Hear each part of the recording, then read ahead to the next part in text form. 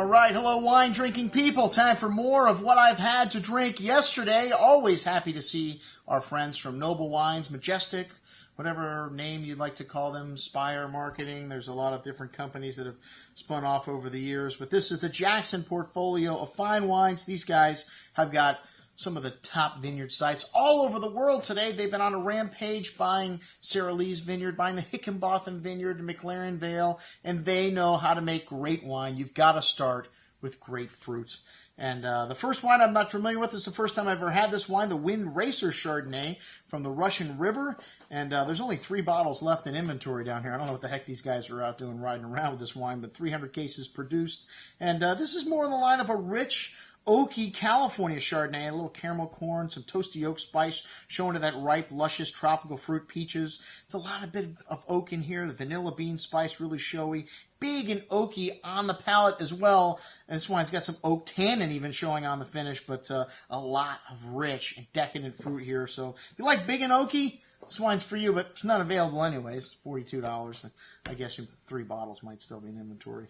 Anyways, I've talked about that wine too much. Chateau Vignot, which is, well, this is one of those Pierre Salon wines. This is the joint venture between him and the Jacksons, and this is their Saint Emilion property, and this is 2006 vintage and way too expensive for this wine. This is what's happened, unfortunately, in Bordeaux. When you have a bad vintage, we started out with this wine in 2003, and the first wine we were selling, the La Segue, at this price, and I'm sorry, for this price, there's just no market for this wine at the Wine Watch. I mean, we have so many great Bordeaux's in the store, but for $39, whew, I'll tell you, so many better choices. Anyways, 2007 Fauno Arcanum from Tuscany. This wine's a great little value here. $22, 57% Merlot, some Cabernet Franc in there, and Cabernet Sauvignon. The vineyard planted in 1997. The property's purchased in 1994. The vine's starting to come to full maturity. Pierre Salon is also the winemaker here. A fairly earthy style here. On the nose, some fresh loamy notes, some dark cocoa, some underbrush, sage-like herbs, and dark berry and plum fruit. A little cocoa here as well. Nice complexity on the nose. This wine's got lovely richness and a solid core of that black cherry, black plum fruit, along with nice freshness, fine tannins, and that earth and nuance showing from the nose through the finish. A very good little wine at $22.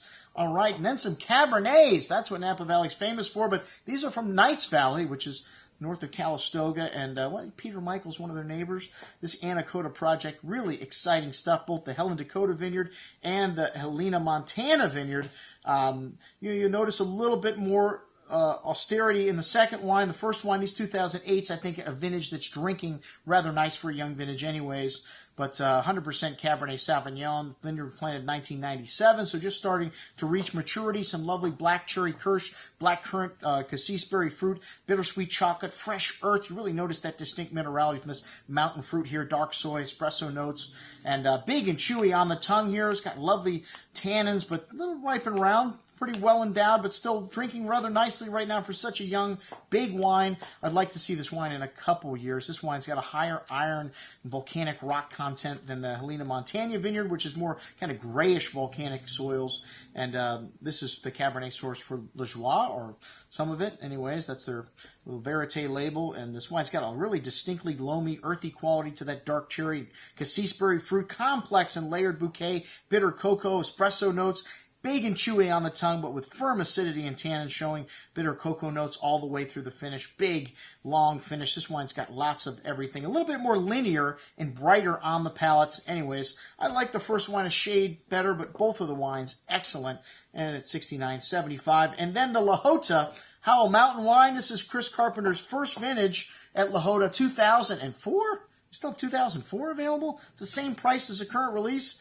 A great vintage in Napa. I mean, good. These guys always make good wine. This is a great property. Only 2,000 cases. Some deep earthy notes to this wine. Dark cherry, currant berry fruit, tobacco spice here showing. Some fresh plowed earth. Really nice complexity on the nose. They stopped making the Heritage, which is what they call the anniversary selection, or what La Jota used to call the anniversary selection. And they're just focusing on this one wine now at La Jota. So really coming together, this project for them, I think. And this wine, one of the greatest wines in this appellation, one of the greatest wines in this appellation once again. Anyways, lovely length and complexity still on this wine. Lovely, bright acidity. This 2004 still got some years to go in your cellar. Excellent juice. That's what we had to drink with our friends from Noble Wines. I'm your host, Andrew Lampasoni, signing off for the Wine Watch, saying remember, always drink the good stuff first.